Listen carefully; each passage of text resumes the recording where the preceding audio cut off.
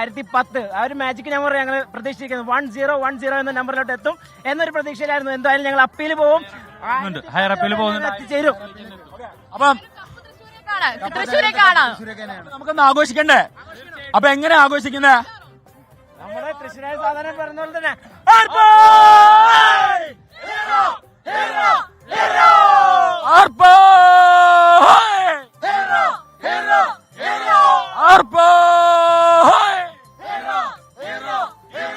ഉന്മേഷ അങ്ങനെയാണ്. എന്തായാലും വലിയ രീതിയിൽ ആളുകളൊക്കെ തന്നെ ഇവിടെ കൂടിയിട്ടുണ്ടാവും. അധ്യാപകരൊക്കെ പല സ്ഥലത്തു നിന്നായിട്ട് സന്തോഷം പങ്കുവെക്കാനായിട്ട് ഓടി വരികയാണ്.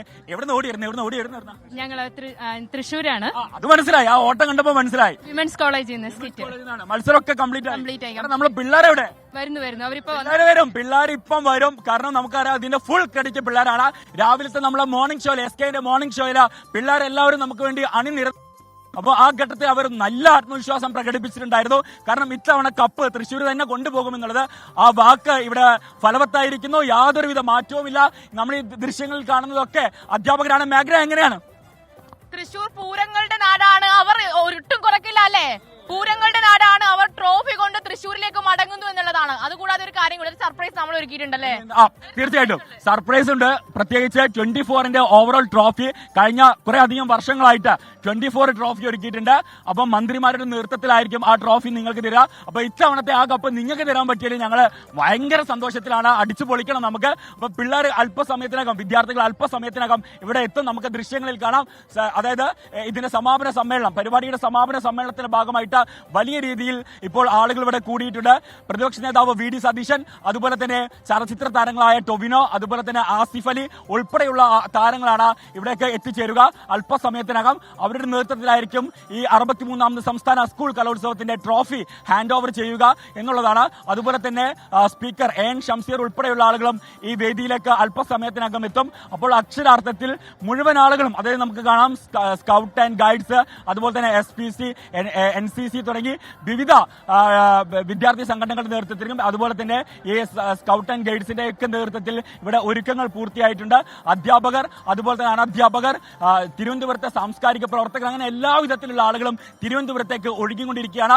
ഇത്തവണത്തെ സംസ്ഥാന സ്കൂൾ കലോത്സവത്തിൽ എടുത്തു പറയേണ്ട ഒരു കാര്യം സംഘാടന മികവ് തന്നെയാണ്. സാധാരണഗതിയിൽ നമുക്കറിയാം, നമ്മൾ ഈ കലോത്സവം റിപ്പോർട്ട് ചെയ്യുന്ന സമയത്ത് പുലർച്ചെ 1 മണിവരെയും അതുപോലെ തന്നെ 2 മണിവരെയും 3 മണിവരെയും ഒക്കെ തന്നെ കലോത്സവം നീണ്ടുപോകുന്ന, വേദികളിൽ മത്സരം നീണ്ടുപോകുന്ന കാഴ്ച നമ്മൾ കാണാറുണ്ട്. എന്നാൽ ഇത്തവണ കൃത്യം 10:30 തന്നെ എല്ലാ മത്സരങ്ങളും അവസാനിപ്പിക്കാൻ സാധിച്ചു, അല്ലെങ്കിൽ അവസാനിച്ചു എന്നുള്ളത് സംഘാടന മികവ് തന്നെയാണ്. അത് നമ്മൾ എടുത്തു പറയേണ്ടതുമാണ്. അതുകൊണ്ട് തന്നെ ഇത്തവണത്തെ ഈ സംഘാടക സമിതിക്ക് അല്ലെങ്കിൽ വിദ്യാഭ്യാസ വകുപ്പിന് വലിയ രീതിയിൽ അഭിമാനിക്കാം. ഈ തിരുവനന്തപുരത്തെ കലോത്സവം അതൊരു മാതൃകയാണ്.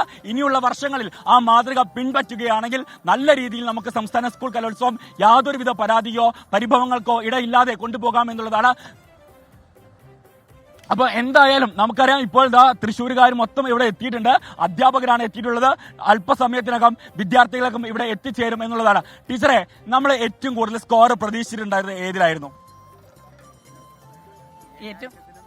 എല്ലാ ഐറ്റത്തിനും പ്രതീക്ഷിച്ചിരുന്നു. അങ്ങനെ പ്രതീക്ഷിച്ചല്ലേ നമ്മൾ വരുന്നത്. എല്ലാത്തിലും നമുക്കൊരു അട്ടിമറി ഉണ്ടായിരുന്നത് ഏതിലാണ്? ഇന്നത്തെ ഐറ്റത്തിലായിരുന്നു. നമ്മളിങ്ങനെ ഇഞ്ചോട് ഇഞ്ച് നിൽക്കായിരുന്നല്ലോ. അപ്പൊ ഇന്നത്തെ ഐറ്റംസ് ആയിരുന്നു. ഇംഗ്ലീഷ് കിറ്റ്, അപ്പൊ അതൊക്കെ ആയിരുന്നു. ഇങ്ങനെ നമ്മള് കണ്ണൂരുമായിട്ട് ഇങ്ങനെ മത്സരിച്ച് നിൽക്കായിരുന്നല്ലോ. മേഘന, അതായത് നമ്മള് ഇപ്പം ഇന്നത്തെയും രാവിലത്തെ ഒക്കെ മത്സരം വെച്ച് നോക്കുന്ന സമയത്ത് ഇഞ്ചോടിഞ്ച് പോരാട്ടമായിരുന്നു. ഭയങ്കര മത്സരമായിരുന്നു. സമീപകാലത്തൊന്നും ഇല്ലാത്ത വിധത്തിലുള്ള മത്സരമായിരുന്നു. രാവിലെ കണ്ണൂർ വരുന്നു, അതിനിടയ്ക്ക് പാലക്കാട് വരുന്നു, ഇടയ്ക്ക് തൃശ്ശൂർ വരുന്നു, പിന്നീട് വീണ്ടും തൃശ്ശൂർ കയറി വരുന്നു, ഇടയ്ക്ക് പാലക്കാട് വരുന്നു. അങ്ങനെ തുടർച്ചയായിട്ട് മാറി മറിഞ്ഞിട്ടുള്ള അല്ലെ? നമുക്ക് സത്യം പറഞ്ഞ ഒരു ആവേശം ഉണ്ടായിരുന്നു ഇതിന്റെ റിസൾട്ട് എന്താകുമെന്ന് അറിയാൻ വേണ്ടിയിട്ട്. തീർച്ചയായിട്ടും ഭയങ്കര ആവേശം. അതായത് ഞാനിന്ന് രാവിലെ മുതൽ തൃശ്ശൂർ ടീമിന്റെ കൂടിയായിരുന്നു. അവർ ആദ്യം തൊട്ട് ആത്മവിശ്വാസം പ്രകടിപ്പിക്കുന്നത്. തൃശ്ശൂർ ടീം ക്യാപ്റ്റൻ ആയപ്പോ ഇന്ന് മുതൽ ഞാൻ തൃശ്ശൂർ ടീം ക്യാപ്റ്റൻ ആണെന്ന് അവർ ആദ്യം മുതൽ തന്നെ ആത്മവിശ്വാസം പ്രകടിപ്പിക്കുന്നത് നമ്മൾ കപ്പ് കൊണ്ടുപോകും എന്നുള്ളതാണ്. പക്ഷേ കണ്ണൂരും പാലക്കാടും ഒക്കെ അവരുടെ ആധിപത്യം അതേ രീതിയിൽ ഇപ്പോഴും ഒരു ചെറിയ മാർക്കിന്റെ വ്യത്യാസത്തിലാണ് ഈ ഒരു പോയിന്റ് നില മാറി മാറിയുന്നത്. അത് ഒരു ചെറിയ മാർക്കിന്റെ വ്യത്യാസത്തിലാണ് അവർ വിജയിക്കുകയും ചെയ്യുന്നത്. അത്തരത്തിലാണ് ഈ ഒരു മത്സരം കടുത്തതായിരുന്നു. എന്തായാലും തൃശ്ശൂർ പൂരങ്ങളുടെ നാട്ടിലേക്ക് ഇത്തവണ സ്വർണ്ണ കപ്പ് പോകുന്നു എന്നുള്ളത് തന്നെയാണ് ഏറ്റവും പ്രധാനപ്പെട്ട കാര്യം. ഏറ്റവും പ്രധാനപ്പെട്ട കാര്യം എന്നാൽ 25 വർഷത്തിന് ശേഷം കപ്പ് പോകുന്നു എന്നുള്ളത്. 1999 അവസാനമായി തൃശ്ശൂർ കപ്പ് വരുന്നത്. കൊണ്ടുപോയത്. അപ്പം ഇത്തവണത്തെ ഈ കപ്പ് തൃശ്ശൂരിനെ സംബന്ധിച്ചിടത്തോളം വെറും മധുരമല്ല, ഇരട്ടിയുടെ മധുരമാണ്. കാരണം 25 വർഷം അത് ശരി ശകത്, അങ്ങനെ തൃശ്ശൂർ കപ്പെടുക്കുകയാണ്.